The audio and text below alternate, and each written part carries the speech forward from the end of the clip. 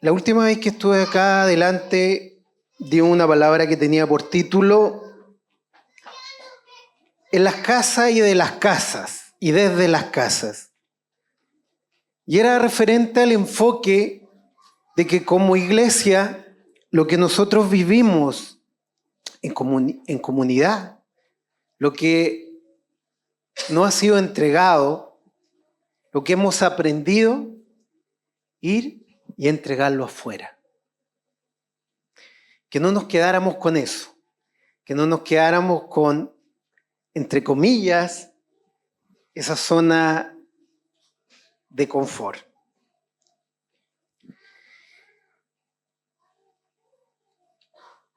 Y esta palabra tiene que ver con Juan 15, 16.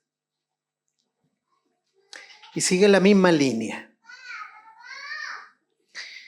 Y esta palabra está enfocada a los discípulos, a las personas que cada uno de nosotros hemos recibido la gracia del Señor, el perdón del Señor, y que hoy en día vivimos una vida donde somos privilegiados, ¿cierto? Pero eso que nosotros hemos recibido, eso porque alguien nos predicó, porque alguien nos compartió la palabra y el reino de Dios y el hecho de Cristo, nosotros tenemos que hacer lo mismo. Esta palabra dice, ustedes no me escogieron a mí, sino que yo los escogí a ustedes y los designé para que vayan y den fruto. Es una palabra que tiene que ver con ir y hacer discípulos. Y esta palabra nos señala que debemos llevar fruto a Dios. Que el fruto de un discípulo es otro discípulo. Necesitamos tener la visión de lo que sucede alrededor nuestro, del mundo, de lo que nos rodea. Que día a día vemos personas que viven sin Dios y sin esperanza. No saben a dónde van, viven llenas de angustia y de tristezas. El otro día leía un pequeño artículo realizado por un estudio médico de la Universidad Católica y una mutualidad que es la Asociación Chilena de Seguridad, y hablaba de que la población chilena, que somos como 17 millones, un poquito más si no me equivoco, el 25%, tanto personas laborales como personas que no laboran, casi el 25% sufren enfermedades depresivas, enfermedades del alma. Si nosotros vemos un número gigantesco, estaríamos hablando de 4 millones y fracción. Y cuando escuchamos en el mundo datos, que hoy en el mundo hay 147 millones de niños huérfanos, vimos lo que hablaba don Fernando con respecto a EMA, ¿cierto? De lo maravilloso los niños. Pero cuando vemos que hay niños que sufren en el mundo y que hay alrededor de 147 millones, se mueve algo en nuestra humanidad, ¿cierto? Nos genera algo. Y nos genera algo a las personas que tienen a Dios y las personas que no tienen a Dios.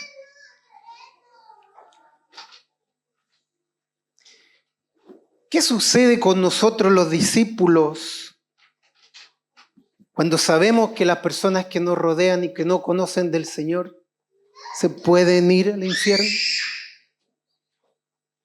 ¿Pasa algo en nuestro corazón?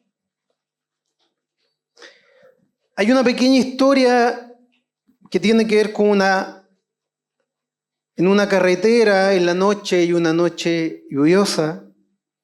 Esta cuenta que había un un joven que levantaba las manos y agitaba la ropa que tenía en las manos con su torso desnudo. La mayoría de los vehículos que pasaban a una velocidad alta lo veían y decían, ¿qué le pasa a este loco que está en medio de la autopista? Lo van a matar. Y una de estas personas llamó a la policía y la policía llegó al lugar, detuvieron a esta persona y la persona dice que lo que él estaba haciendo es llamar la atención y estaba desesperado porque parte de esta lluvia había generado un socavón y la mitad del puente, que estaba a 700 metros más adelante, había caído. Entonces él dentro de su desesperación no hallaba qué hacer, que hacía eso para que los vehículos se detuvieran, porque los vehículos estaban cayendo al vacío. Dice, no sabía qué hacer y estoy tratando de frenarlo para que no caigan. Al final el tipo no estaba loco. Estaba consciente de lo que pasaba más adelante. Todos nosotros sabemos que pronto el hombre se va a encontrar con la muerte. La pregunta es, ¿qué estamos haciendo nosotros al respecto? Necesitamos esa visión, ese enfoque y urgencia por los perdidos. Las personas que no tienen a Dios tienen enfoques de visión amplio y que se cumplen a través del trabajo. Trabajan mucho en eso, tienen un poder de persuadir, de hacer llegar que eso funcione. Y voy a dar un ejemplo, y discúlpenme, un ejemplo del mundo. Pero después de la Segunda Guerra Mundial, Robert Woodruff, que era el presidente de Coca-Cola, dijo, deseo que en mi generación todo el mundo pruebe una Coca-Cola. Y hoy en día sabemos hasta dónde ha llegado Coca-Cola. Estamos hablando después de la Segunda Guerra Mundial. En pocas palabras, necesitamos tener la visión de un mundo que se pierde y que Dios ama. Una visión de nosotros como instrumento de Dios para alcanzar a los que necesitan de Él. Romanos 10:14, lo leí en el tema pasado que di, y dice, ¿y cómo creerán en aquel de quien no han oído? ¿Y cómo oirán sin saber quién les predique? Nosotros no podemos salvar a nadie, ¿cierto? Pero a menos que proclamemos el Evangelio, que no proclamemos el Evangelio, Dios no salvará a nadie. Si tenemos una clara visión del Señor, de quiénes somos, de nuestra identidad como discípulos, de la necesidad del mundo que se pierde día a día sin Cristo, necesitamos aprender a compartir a Jesús con los demás.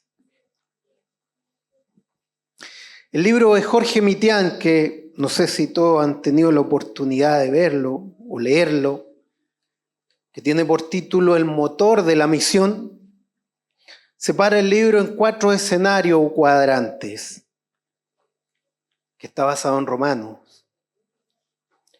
Y habla del primer cuadrante, la degradación humana. Luego habla del segundo cuadrante, de la ineludible y juicio justo de Dios. En el tercer cuadrante, de la redención completa de Dios, y que por medio de la gracia proveyó para todos nosotros por medio de Jesucristo. Y en el último cuadrante habla de la predicación del Evangelio a todas las naciones. Jorge dice que en el cuarto cuadrante, si no es posible realizarlo, no sirve nada los otros. La predicación del Evangelio es el único medio para la salvación, llega a los que están en el primer cuadrante. De otro modo, se perderán por la eternidad. A cada uno de nosotros lo llegó a la salvación por alguien que nos predicó. Hoy en día podemos ver la maravillosa consecuencia de que Emma haya estado con nosotros. Porque alguien le predicó a sus abuelos, a sus padres. Hoy en día están acá y miren qué maravilloso toda la gente que trajo Emma hoy en día.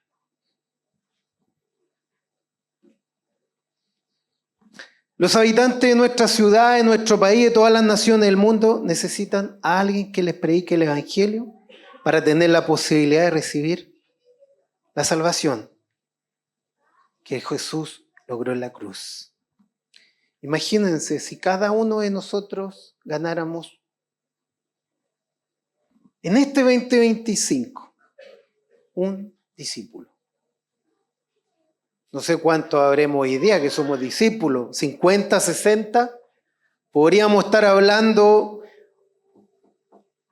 un 2 de marzo del año 2026 o 3 de marzo se corre o 1, no lo sé, del doble de las personas que estamos acá.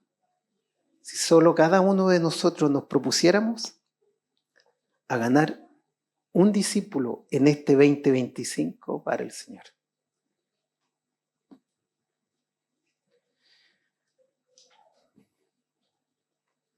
Para llevar este fruto necesitamos 3 cosas que son importantes. Primero, a Dios. Segundo, nosotros. Y tercero, el mundo a quien predicar. Y el Señor tiene una carga por esto. Y como dijo don Fernando la otra vez, este es uno de los versículos más conocidos. Los conocen las personas que son discípulos y los que no son discípulos. De este famoso Juan 3:16. Qué maravilloso como suena. Porque dice que de tal manera amó Dios al mundo, ¿cierto? Que dio a su Hijo unigénito para que todo aquel crea no se pierda, sino que tenga vida eterna. Nos encanta escuchar ese versículo, ¿cierto? Pero ese versículo trae una profundidad tremenda. Que este Juanito que escribe esto, lleno del Espíritu Santo, no puede expresar esa cantidad porque de tal manera, porque es mucho, la carga del corazón de Dios por el mundo que se pierde. Primera de Timoteo 2:4 dice que Dios quiera que todo hombre sea salvo y venga al pleno conocimiento de la verdad. Hermanos, Dios quiere que todo hombre sea salvo.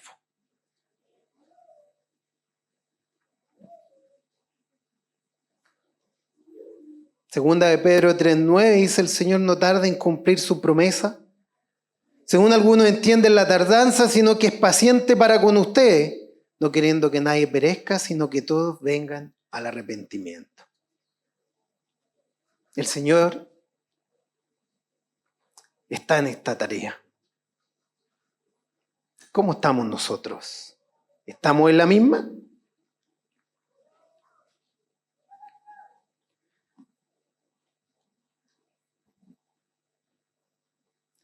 Luego viene el yo, vemos la preocupación, vemos lo que hay en el corazón del Señor por medio de esta palabra. Pero ¿qué espera el Señor de nosotros? En primer lugar, que seamos llenos del Espíritu. Hechos 1:8, pero recibirán poder cuando el Espíritu Santo venga sobre ustedes. Y escuchamos, delante, y me serán testigos en Jerusalén, en toda Judea y Samaria, y hasta los confines de la tierra. Somos testigos, hermanos. Este versículo afirma que recibirán poder de cuando hubiera venido el Espíritu Santo sobre nosotros. Que seríamos testigos. La palabra de ese poder dice, recibirán poder. Viene del griego dunamis, donde diría la palabra dinamita. Recibiremos dinamita recibiremos poder, fuerza de Dios para ser testigos. Para poder evangelizar se necesita el fuego de Dios. Este fuego nos va a llevar a tener esta visión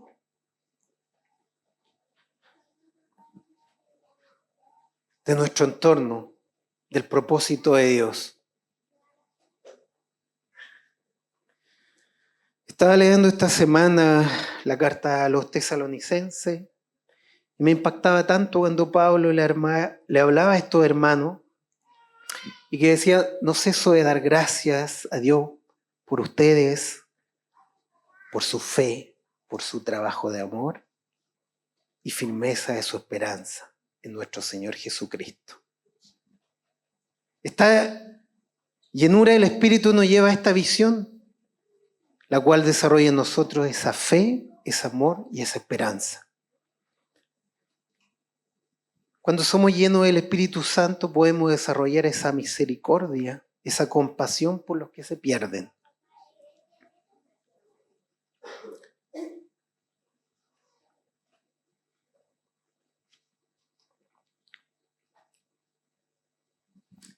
En Mateo 9 vemos a este modelo perfecto nuestro, que Jesús recorría todas las ciudades y aldeas, enseñando en las sinagogas, proclamando el evangelio del reino, sanando toda enfermedad y toda dolencia, y viendo las multitudes, tuvo compasión de ellas, porque estaban angustiadas y abatidas, como ovejas que no tienen pastor. Como podemos ver, Jesús tenía más clara su visión. Podemos acostumbrarnos a ver que la gente que nos rodea muchas veces no lo vemos como ovejas sin pastor, sino como personas comunes y corrientes. Necesitamos ser discípulos distintos que puedan tener una visión de una manera distinta. Como decía, muchas veces tener una visión para salir de esa zona de confort. Para poder tener la visión clara que se debe recorrer, andar, visitar, para escuchar a la gente. Oramos y decimos al Señor: la cosecha es mucho, pero los obreros son pocos.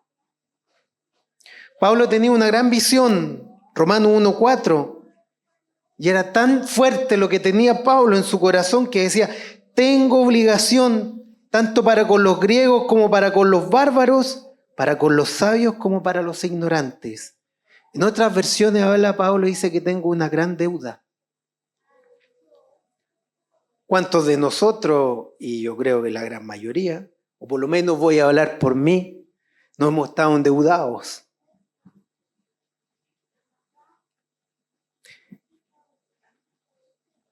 Nos lleva a no dormir cuando estamos endeudados, a comer, a dejar de comer por la preocupación por las deudas. Imagínense esa deuda que hablaba Pablo, que no lo llevaba probablemente en su corazón constante a no dormir, y muchas veces una preocupación a lo mejor de no comer por los perdidos, por esa deuda. Esa preocupación de deuda de Pablo era tal su carga que lo llevaba a exclamar en 1 Corintios: pues ay de mí si no predico el evangelio, decía Pablo. Tan fuerte era su convicción por las personas que se pierden.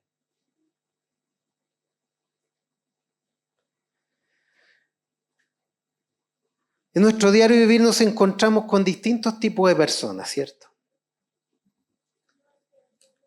¿Cuántas personas están en contacto con nosotros? Yo creo que todos hagamos un cálculo rápido y sabemos que entre 8 o 9 personas tenemos un contacto diario. ¿Aprovechamos ese contacto a veces? ¿Somos una iglesia muda? Como ha dicho Juan Pablo varias veces, discípulo cristiano del servicio secreto.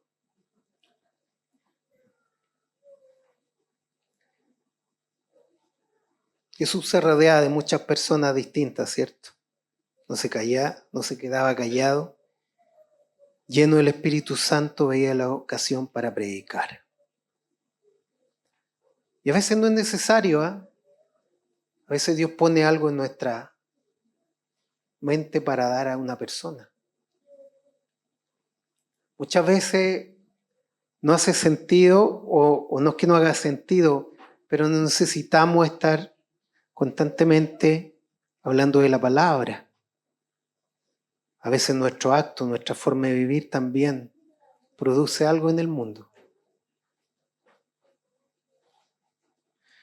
El otro día me tocó subir a un colega de otra empresa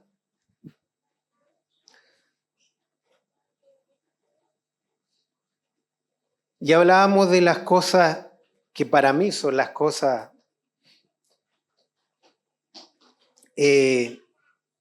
no era de política ni nada de eso, pero era referente a cómo era su vida, cómo es tu familia. Era un chiquillo con casi 40 años, todavía vivía una vida de soltero, con pareja, sin proyección de tener familia. Y yo lo escuchaba y esperaba que me preguntara, porque a veces abro ese tipo de instancias de conversación que sirven para ir formando un relacionamiento con la persona, ir conociéndolo. Él me preguntaba, ¿y tú me decías, eres casado? Sí, le dije, yo soy casado. ¿Y cuántos hijos tienes? Tengo 3 hijos, le digo yo. Wow, me dijo, parecí, imagínense, antes uno se imaginaba y hablaba y decía, veía los Opus Dei que tenían de 6, de 7 cabros. Él me dijo que yo era como un modelo Opus Dei porque tenía 3 hijos. Y me preguntó por la edad de cada uno. Claramente me llevó a una conversación más profunda, a conversar de los estudios de mis hijos. Pero eso me llevó a dejar una puerta abierta de lo que tengo que seguir con él. A veces aprovecho instancias que el Señor me da para dejar algo en una persona. A veces he predicado directamente al Señor y a veces me he dedicado el tiempo a escucharlos. Y ese día lo llevé porque estaba esperando que lo pasaran a buscar y estaba en Maitene y aproveché de pasar ese tiempo con él. Fue uno de esos 8 o 9 personas que estuve ese día. Y Jesús no tenía problema con eso, ¿cierto? En Juan 4 vemos como esta visión que Jesús lo llevó a predicarle a una samaritana.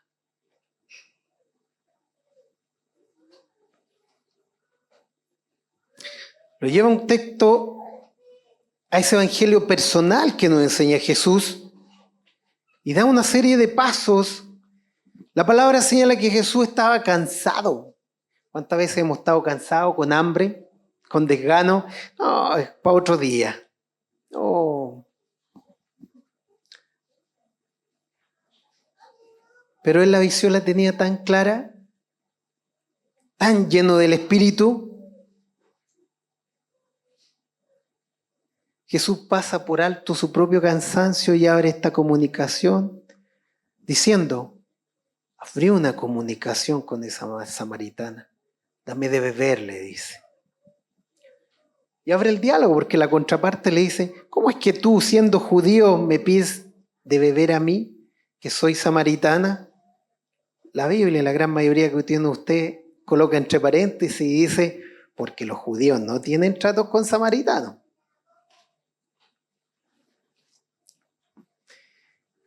Jesús nos enseña a abrir ese diálogo, abre la atención de ser amables, amorosos, hablar con la gente, entrar al mundo, abrir un punto de inflexión en la conversación. Jesús continúa y por medio de la conversación genera ese interés. A veces nuestro testimonio de vida genera un interés.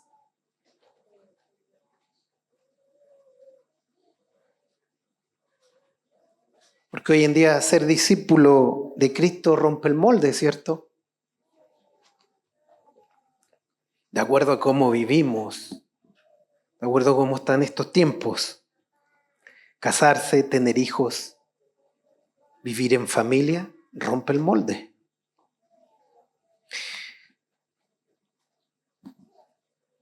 Jesús continúa y por medio de la conversación genera el interés. Y Jesús le dice, si tú conocieras el don de Dios y quién es el que te dice, dame de beber, tú les habrías pedido a él y él te hubiera dado agua de vida.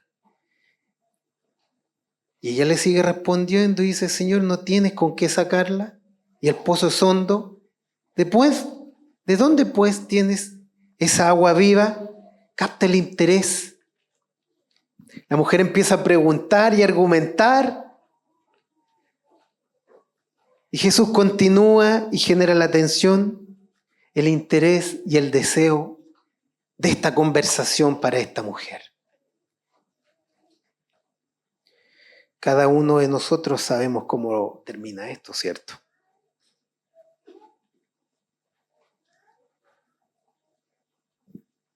Ella no entendía mucho, pero sí deseaba lo que Jesús ofrecía. ¿Cuántas veces nos preguntan, dame esa receta que tú tienes o dime cómo hacerlo? Tenemos que infundir la palabra de fe, porque la palabra dice que la fe viene por el oír y el oír por la palabra de Dios. La prédica debe tener fe. No podemos generar fe en los demás si nosotros no la tenemos. Escuchaba cada una de las palabras que habían recibido los hermanos, palabras proféticas para la iglesia, palabras de sanación, palabras de fe que infundan fe en nuestra vida. Cuando yo me convertí, tenía aproximadamente como 3 seguros de vida y yo creo que la misma cantidad de seguros oncológicos. Mi madre tuvo un cáncer de mamas, mi abuela había muerto de un cáncer de pulmón sin fumar y mi abuelo paterno había muerto de un cáncer estomacal. Por lo tanto, si uno se va a la probabilidad, tenía una alta probabilidad de tener algún cáncer. Y era divertido porque tenía un amigo que me decía, oye, valís más muerto que vivo, me decía.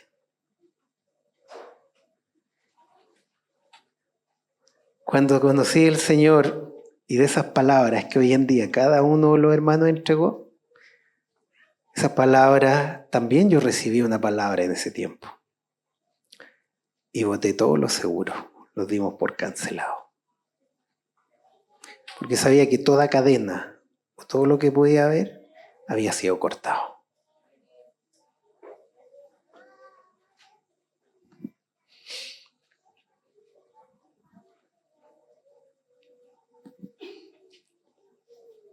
La prédica tiene que tener fe. No podemos generar fe en los demás si nosotros no la tenemos.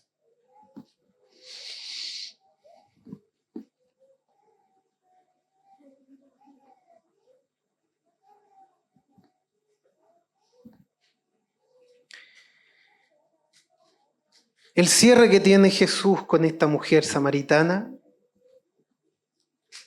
la mujer le dice, sé que el Mesías viene, el que es llamado el Cristo, cuando Él venga nos declarará todo. Y Jesús cierra esto diciéndole, yo soy el que habla contigo.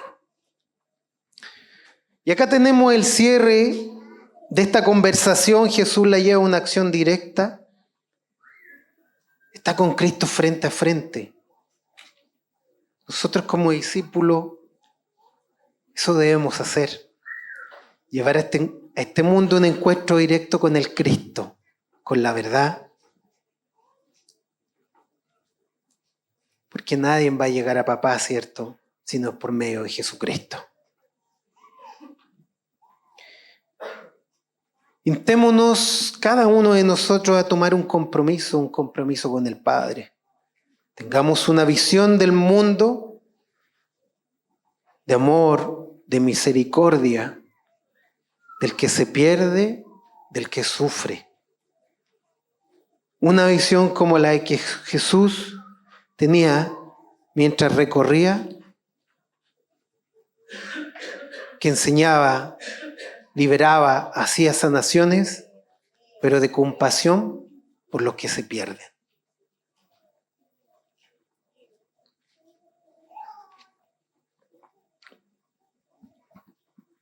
Nunca había puesto tanta atención a lo que decía Juan 3:16.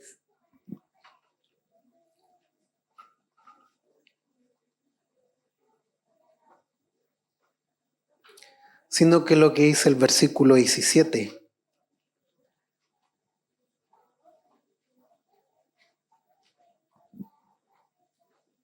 Porque dice que Dios amó tanto al mundo que dio a su Hijo unigénito para que todo el mundo que cree en Él no muera, sino que tenga vida eterna. El 17 dice, porque Dios no envió a su Hijo al mundo para condenar al mundo, sino para salvarlo por medio de Él.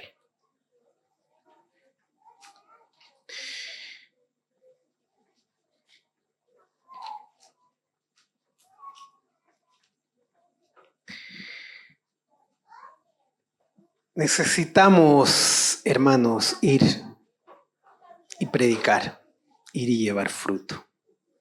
No podemos ser una iglesia que esté en una zona de confort. Hemos visto cómo la iglesia se ha movido este tiempo.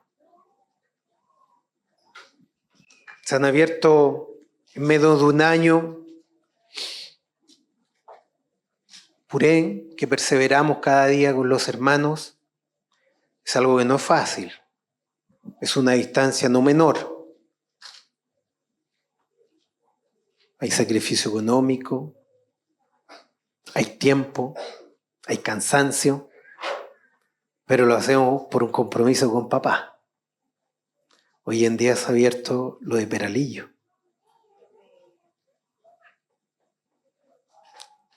Pero no nos quedemos ahí. Que esto sea una carga, iglesia, en nuestro corazón. Por el que se pierde, por el que necesita escuchar la palabra de Dios. Hemos escuchado que dice, id y haced discípulos. Ese id es en el común diario.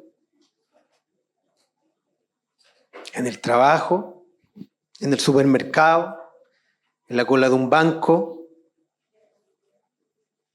en la calle, en un colectivo, en un taxi, en un Uber, en la micro, en el bus. Cuando fuimos con don Fernando Purén, la primera vez que él fue en diciembre,